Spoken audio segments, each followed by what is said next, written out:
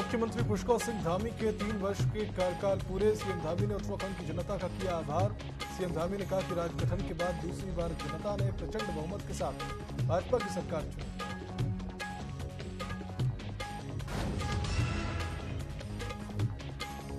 बद्रीनाथ और मंगलौर विधानसभा उपचुनाव को लेकर बीजेपी और कांग्रेस का दांव। कांग्रेस दोनों सीटों को गंवाना नहीं चाहती। बीजेपी प्रदेश अध्यक्ष महेंद्र भट्ट दोनों विधानसभा सीटों पर जीत के लिए तेज कर चुके हैं तैयारी।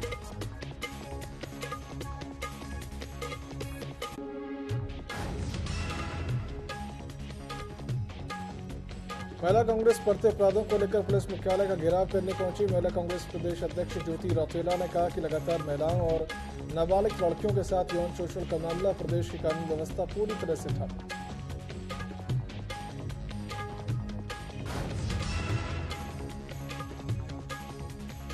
हल्द्वानी में पहली बारिश ने खोली सिस्टम की पोल। शहर में जगह जगह जलभराव। एसडीएम और सिटी मजिस्ट्रेट ने जलभराव क्षेत्र का किया निरीक्षण। मौसम विभाग ने नैनीताल में जारी किया रेड अलर्ट।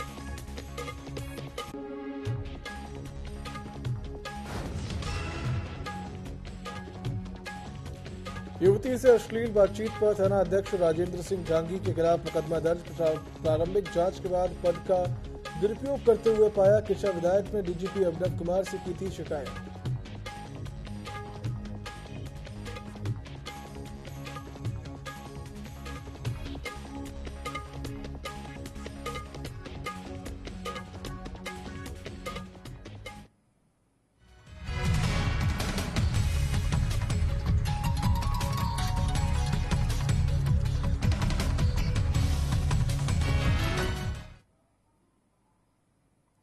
नमस्कार, स्वागत है आप सभी का न्यूज अपडेट में। मैं हूं आपके साथ सिद्धांत त्रिपाठी। रुक करते हैं खबरों की ओर। जहां राज्य आपदा प्रबंधन दर्जा वन राज्य मंत्री विनय रोहेला ने अल्मोड़ा में मानसून को लेकर समीक्षा बैठक की है। बैठक में उन्होंने जिला आपदा प्रबंधन की व्यवस्था को दुरुस्त करने और आपदा संभावित क्षेत्रों पर क्विक रिस्पॉन्स करने के निर्देश दिए। उन्होंने कहा कि आपदा काल में लापरवाह अधिकारियों और कर्मचारियों पर कड़ी कार्रवाई भी की जाएगी।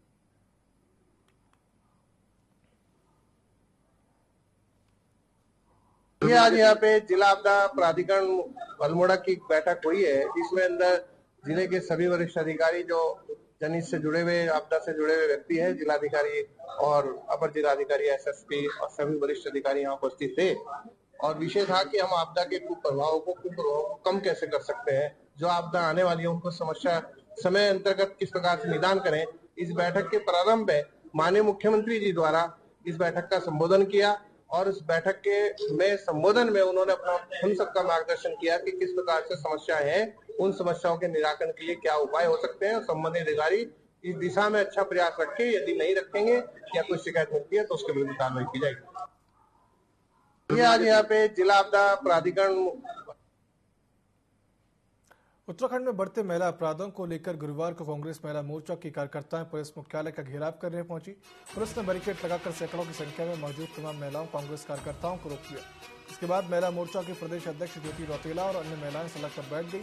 इस दौरान महिला कांग्रेस के प्रदेश अध्यक्ष ज्योति रौतेला ने कहा कि प्रदेश में जिस तरह से लगातार महिलाओं और नाबालिग लड़कियों के साथ यौन शोषण के मामले सामने आ रहे हैं, इससे प्रतीत होता है कि आज प्रदेश की कानून व्यवस्था पूरी तरह से ध्वस्त हो चुकी है।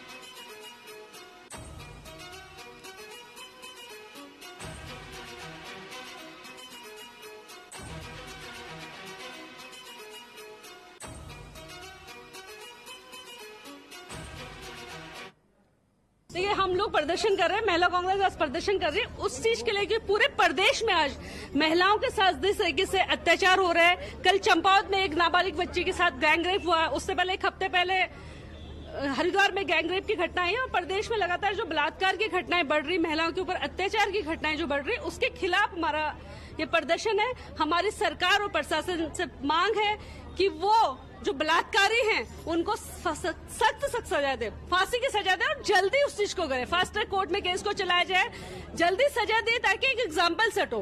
आज लगातार ये घटनाएं बढ़ रही है और देवभूमि उत्तराखंड में बढ़ रही है। पिछले 1.5 साल का आंकड़ा है कि 1552 महिलाओं के साथ बलात्कार के केसेस हमारे प्रदेश में दर्ज हुए हैं और जिसमें अकेले राजधानी देहरादून में 300 कुछ केसेस हैं। चमोली जिले के बद्रीनाथ उपचुनाव के लिए सभी राजनीतिक पार्टियों ने अपना प्रचार प्रसार तेज कर दिया है। भाजपा ने गुरुवार को पीपल कोटी मंडल में महिला मोर्चा सम्मेलन आयोजन किया, जिसमें सैकड़ों की संख्या में महिलाओं ने प्रतिभाग किया। सम्मेलन में महिलाओं की भारी संख्या देख बीजेपी प्रत्याशी राजेंद्र भंडारी खासे उत्साहित नजर आए। इस दौरान उन्होंने कहा कि एक बार फिर उपचुनाव में बीजेपी रिकॉर्ड मतों से विजयी हुई।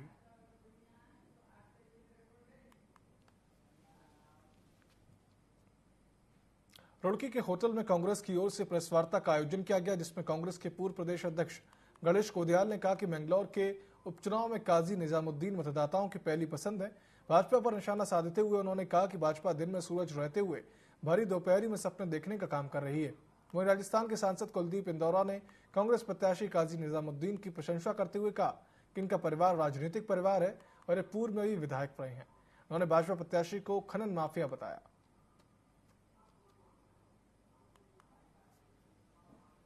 अवतार सिंह बढ़ाना के बारे में मुझे कोई बताने की आवश्यकता नहीं है। खनन से जुड़े हुए व्यक्ति हैं, धन धान्य से परिपूर्ण है, कोई कभी नहीं है पैसे का प्रलोभन दे के कोई इस तरह के समाचार लगवा के कि भी सभी संगठन मेरे साथ हो गए। और आप भी परिस्थितियां जानते हैं कि एक बाहर से आयात किया हुआ व्यक्ति वो तो आकर यहाँ विकास करवा देगा। एक यहाँ जो व्यक्ति लंबे समय से जिसका पूरा परिवार यहाँ बैठा है, जो संघर्ष कर रहा है, लोगों के दुख सुख में तैयार है, उसके बारे में आप क्या मानते हैं कि वो लोग वोट देंगे? नहीं, मेरा ये मानना है कि काजी जी को वोट मिलेंगे। जो बाहर से आयात किया उम्मीदवार है उसको कतई लोग पसंद नहीं करते। ये मैंने बहुत सी जगह देखा।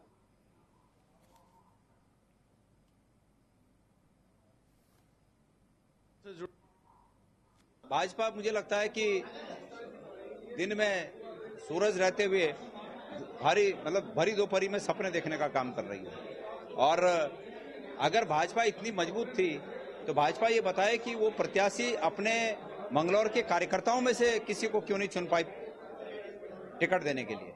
प्रत्याशी के रूप में यहाँ के किसी व्यक्ति को क्यों नहीं टिकट दिया। ये तो मंगलौर विधानसभा क्षेत्र के भाजपा के तमाम कार्यकर्ताओं का घोर अपमान है। बद्रीनाथ विधानसभा उपचुनाव की मतगणना 13 जुलाई को होगी। निष्पक्ष एवं पारदर्शिता के साथ मतगणना के लिए बृहस्पतिवार को जिला निर्वाचन अधिकारी हिमांशु खुराना की अध्यक्षता में पहले रेडमाइजेशन कर कार्मिकों की तैनाती की गई। मतगणना के लिए 14 टेबल लगाई जाएंगी। पहले रेडमाइजेशन में रिजर्व सहित 17 मतगणना सुपरवाइजर, 18 मतगणना सहायक और 22 माइक्रो ऑब्जर्वर तैनात किए गए हैं। वहीं मतगणना के लिए 6 जुलाई को सभी कार्मिकों को प्रशिक्षण दिया जाएगा। दूसरे रेडमाइजेशन में कार्मिकों की टीम बनाई जाएगी और तीसरे रेडमाइजेशन में कार्मिकों को टेबल आवंटित की जाएगी।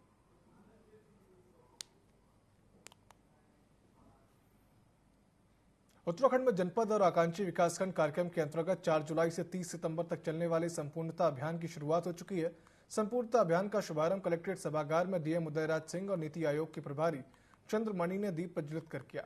जहां डीएम ने सभी लोगों को 3 माह तक चलने वाले कार्यक्रम की शपथ भी दिलाई।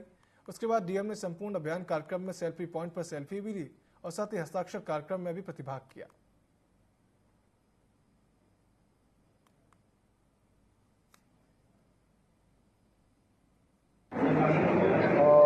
आज जो संपूर्णता अभियान कार्यक्रम का शुभारंभ कलेक्ट्रेट के सभागार से शुरू किया गया है, इसका मुख्य उद्देश्य यह है कि कुछ क्षेत्र ऐसे हैं जहाँ पर महिलाओं को, बच्चों को, किसानों को तमाम तरह की बेसिक ज़रूरतें होती हैं आम लोगों को। उस दिशा में भारत सरकार ने, प्रदेश सरकार ने एक अपना लक्ष्य निर्धारित किया है कि आगामी 3 माह में चरणबद्ध तरीके से इन 7 कार्यक्रमों में हमें 100% लक्ष्य हासिल करना है।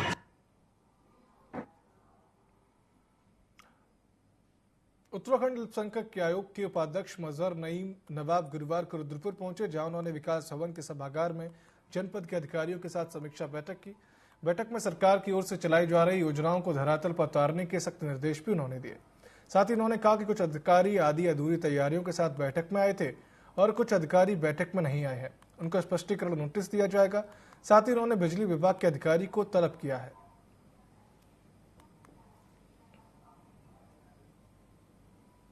कुछ अधिकारी आज जो है हमारी बैठक में नहीं आए। हमने उनको स्पष्टीकरण का नोटिस जारी करना है। 3 दिन में उन्होंने अपना स्पष्टीकरण देना है। इसके अलावा जिन अधिकारियों से हमने सूची मांगी है उन्होंने दी है। 3 दिन का समय लिया है। लगातार हम जो बैठकें समीक्षा की बैठकें और अल्पसंख्यक कल्याण से संबंधित योजनाओं की बैठकें कर रहे हैं, उन योजनाओं में हमें उधम सिंह नगर सबसे बड़ा जिला हरिद्वार के बाद अल्पसंख्यक बहुल्य क्षेत्र के हिसाब से आता है। योजनाओं का निस्तारण किस तरीके से हो रहा है ये आप लोगों के सामने है, और आज जो कमियां पाई गई हैं मुख्यमंत्री हुनर योजना के तहत और अल्पसंख्यक कल्याण की योजनाओं में काफ़ी कमियां पाई गई। उत्तराखंड के बद्रीनाथ और मंगलौर विधानसभा सीट पर भाजपा जीत का दावा कर रही है। बीजेपी प्रदेश अध्यक्ष महेंद्र भट्ट ने भी दोनों विधानसभा सीटों पर जीत के लिए तैयारी तेज कर दी है। महेंद्र भट्ट ने कहा कि जनता सिर्फ विकास के नाम पर वोट देती है और भाजपा विकास को हमेशा प्राथमिकता देती है, इसलिए दोनों सीटों पर भाजपा की ही प्रचंड जीत होगी।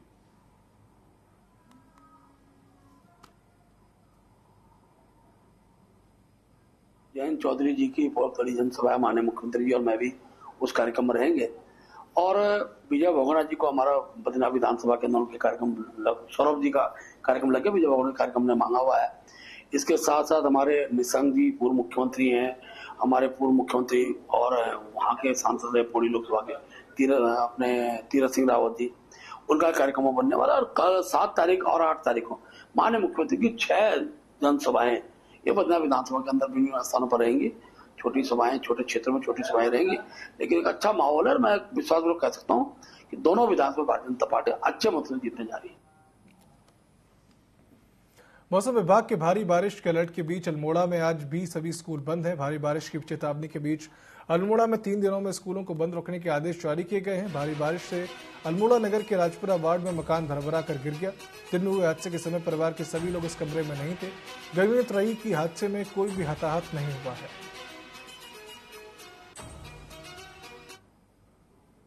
ये और मैं दोनों ही थे। जैसे ही मैं कमरे में देखने गई पानी छू रहा था, मैं जैसे ही बाहर को निकली उसी टाइम ये छत अंदर को गिर गई। कल की जो बारिश हुई है, उस बारिश के बाद एक मकान यहाँ पर ध्वस्त हो गया है। उसकी जो दोनों तरफ की दीवारें हैं, छत गिर गई है, दोनों तरफ की दीवारें इस स्थिति में है कि पत्थर है, पत्थर का के नीचे केवल मिट्टी है और वो मकान वो दीवारें कभी भी टूट सकती है। पूरे उत्तराखंड में हो रही भारी बारिश ने आम जनजीवन को प्रभावित कर दिया है। तो स्मार्ट सिटी के रूप में जाना जाने वाला देहरादून के भी स्मार्ट बनने की कलई खुलती जा रही है। वहीं कांग्रेस वरिष्ठ नेता उपाध्यक्ष सूर्यकांत धस्माना ने कहा कि झमाझम मूसलाधार वर्षा ने सिस्टम के दावों की फिर पोल खोल दी है। वर्षा के दौरान शहर के हालात और बदतर हो चुके हैं। आगे उन्होंने कहा कि स्मार्ट सिटी के अंतर्गत आने वाले एक भी ऐसी सड़क नहीं बची जिसमें स्मार्ट सिटी के नाम पर खुदाई ना की गई हो। पूरे शहर की सड़क की हालत बद से बदतर हो चुकी है।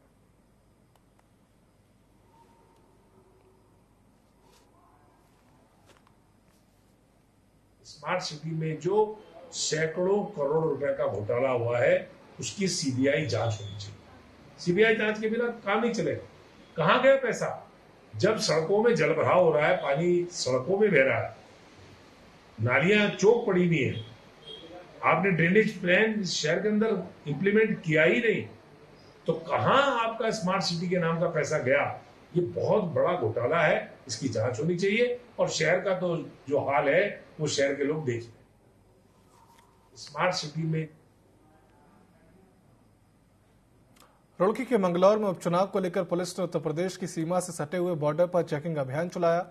चेकिंग के दौरान अभी तक कारों और अन्य वाहनों से 12 लाख से अधिक नकदी पकड़ी जा चुकी है। वहीं पुलिस ने नशा तस्करों के विरुद्ध भी अभियान चलाया है। पुलिस की नशा तस्करों पर भी विशेष नजर है।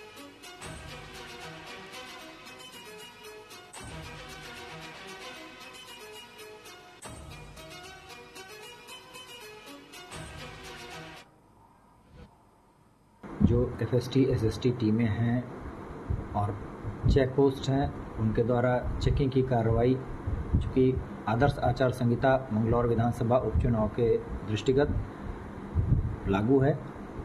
चेकिंग के दौरान अब तक लगभग 12.5 लाख रुपए कैश बरामद किए गए हैं और अलग अलग घटनाओं में नशे की सामग्री भी पर्याप्त बरामद की गई है। निरंतर ये कार्रवाई चलती रहेगी और जो भी चीज़ें रिकवर होती हैं वो उसके अनुसार एसओपी के अनुसार उसमें अग्रिम कार्रवाई की। मौसम विभाग ने नैनीताल जिले में भारी बारिश का रेड अलर्ट जारी किया है, जिसके बाद शुक्रवार को जिले में सभी सरकारी और गैर सरकारी स्कूल बंद रहेंगे। जिनका आदेश डीएम वंदना सिंह ने जारी कर दिया। आदेश के अनुसार कक्षा 1 से 12 तक के सभी स्कूलों में छुट्टी रहेगी। इसके साथ ही भारी बारिश को देखते हुए सभी अधिकारियों को अलर्ट रहने के निर्देश भी दिए गए हैं।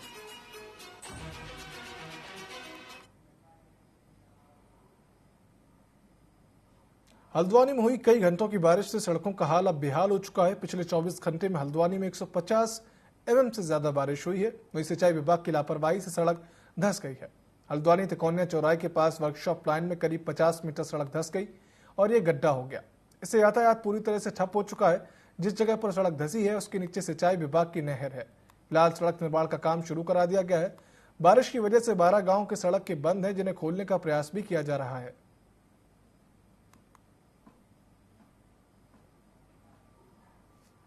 एक दो जगह पर सड़क धंसने की समस्या भी उत्पन्न हुई है।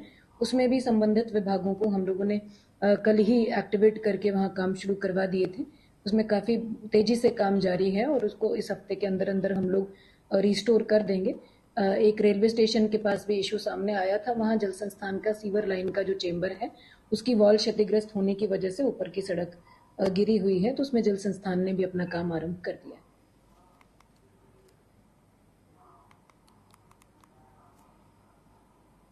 किच्चा में बुजुर्ग महिला की हत्या करने वाले आरोपियों को पुलिस ने गिरफ्तार कर लिया। दरअसल 29 जून को किच्चा की पंजाबी कॉलोनी में बुजुर्ग महिला की मौत हुई थी। आरोपियों ने मुंह दबाकर महिला की हत्या कर दी। तब से ही पुलिस इस मामले की जांच कर रही थी। पुलिस ने बुजुर्ग महिला के घर पर केयरटेकर का काम करने वाली युवती और उसके प्रेमी को गिरफ्तार किया है। दोनों आरोपियों ने बुजुर्ग महिला की हत्या करने के बाद उसके पास से गहने लूट लिए। पुलिस ने आरोपियों से लूटी हुई ज्वेलरी और नकदी भी बरामद कर ली है।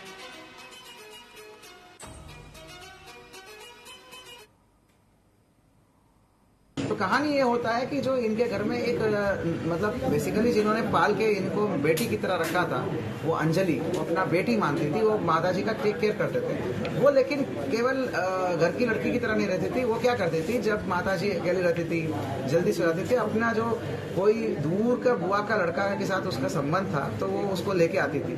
तो ये सारी चीजें करता था। तो ये अंजलि का ना कहीं किच्चा में मकान बन रहा है, तो मकान की वजह से ना कंस्ट्रक्शन की वजह से बहुत ज्यादा देनदारी हो गया था, तो कर्जा हो गया था। तो शिवम इसको ये आइडिया देता है कि बुढ़िया जो है, हमारा जो बुजुर्ग माता है, वो बहुत सारे ज्वेलरी पहनती है एंड मतलब बहुत ज्यादा भी नहीं था, वो एक चेन और एक अंगूठा ऐसा जो नॉर्मल एक लेडीज पहनती है, उस पे पड़ गई इनको नजर। तो इन्होंने ये प्लान किया, जब बुढ़िया सोती रहती है तो हम ये काम कर देंगे, उस औरत की कुछ ना कुछ करके उसको दबा के निपटा देंगे। तो इसी व्यवस्थित प्लान के तहत वो 29 की रात को ये करा इन्होंने। सीएम पुष्कर सिंह धामी ने महान दार्शनिक और समाज सुधारक स्वामी विवेकानंद की पुण्यतिथि के अवसर पर मुख्यमंत्री आवास में उनके चित्र पर श्रद्धा सुमन अर्पित कर श्रद्धांजलि दी। सीएम ने कहा कि स्वामी विवेकानंद के विचारों को आत्मसात कर देश के युवा शक्ति प्रगति पथ पर आगे बढ़कर राष्ट्र के उत्थान में अपना योगदान दे रहे हैं। उनके विचारों का अनुसरण कर सभी को समाज सेवा के लिए नवचेतना का संचार करना होगा।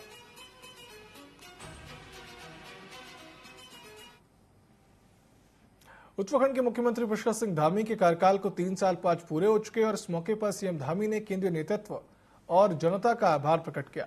सीएम धामी ने कहा कि 3 सालों में ऐतिहासिक निर्णय लिए गए। पीएम मोदी के मार्गदर्शन में सरकार ने बेहतर कार्य किए। सीएम धामी ने कहा कि राज्य गठन के बाद से दूसरी राज्य की जनता ने प्रचंड बहुमत के साथ भाजपा की सरकार को चुना है। दीपावली के अवसर पर सशक्त बहना योजना शुरू हुई। सरकार का उद्देश्य सरकार और शासन अंतिम व्यक्ति तक पहुंचे, उसके लिए प्रयासरत है।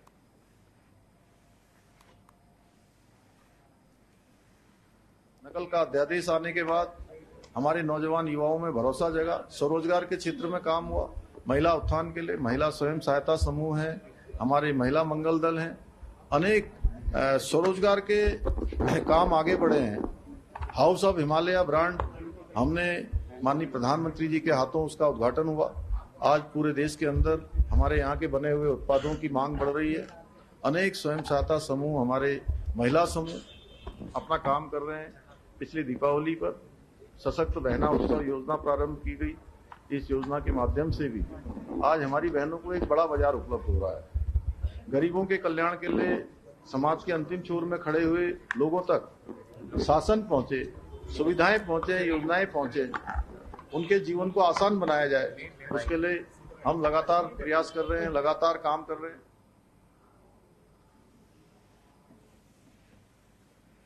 युवती से अश्लील बातचीत करने के आरोपी पंतनगर थाने के निलंबित थाना अध्यक्ष राजेंद्र सिंह डांगी के खिलाफ मुकदमा दर्ज कर लिया गया। शुरुआत जांच के दौरान डांगी पर अपने पद के दुरुपयोग का मामला पाया गया। युवती से एसएचओ ने अश्लील बातचीत करने के मामले में किच्छा विधायक तिलक राज बेहड़ ने डीजीपी अभिनव कुमार से शिकायत की थी। डीजीपी की सख्ती के बाद रुद्रपुर की एसएसपी निहारिका तोमर ने भी जांच की थी।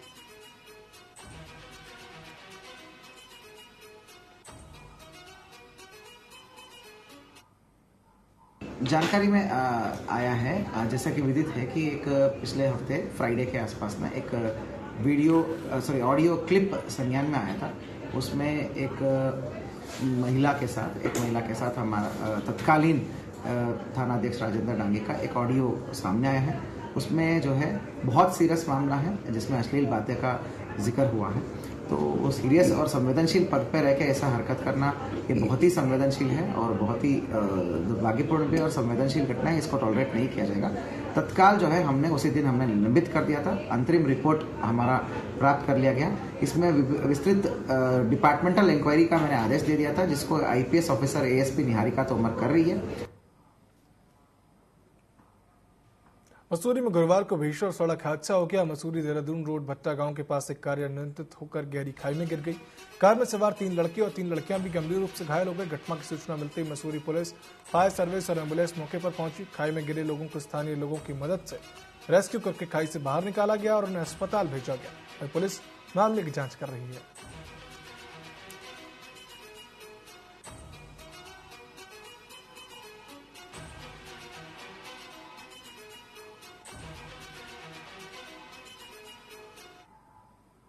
सूचना मिली कि एक भट्टा के पास यहाँ पे गाड़ी गिर गई। तो हम आनंद में जैसे यहाँ पहुंचे तो यहाँ पे देखा कि गाड़ी काफी नीचे जा रही थी, जिसमें से कि 2 कि 3 को तो वैसे ले आए थे पहले, फिर उनको एम्बुलेंस के माध्यम से सिविल हॉस्पिटल भेजा गया।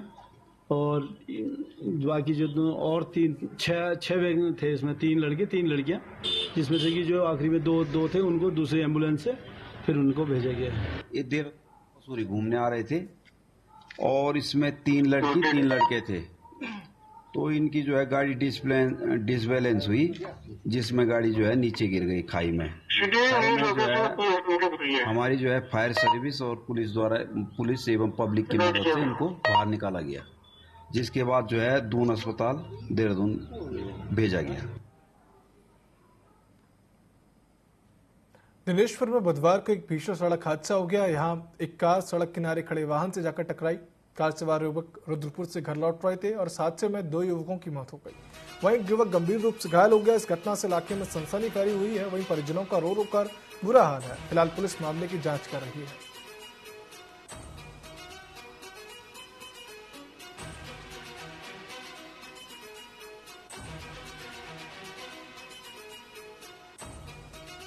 में मटकोटा मोड़ के पास जो फ्लाईओवर बना है, उस फ्लाईओवर के पास इनकी जो कार जो है, एक तो वहाँ पे वाहन था जो सड़क बनाने में चल रहा था, जो राष्ट्रीय राजमार्ग निर्माण का काम चल रहा है, वो उसको स्थान पे वो सड़क पर खड़ी थी वाहन, उससे बैठ के इनकी कार टकरा गई। उसके बाद उसी स्पॉट पे उनकी डेथ हो गई। रास्ते में मटकोटा मोड़ के बाद। न्यूज अपडेट में फिलहाल इतना ही। आप देखते रहिए TV24। नमस्कार।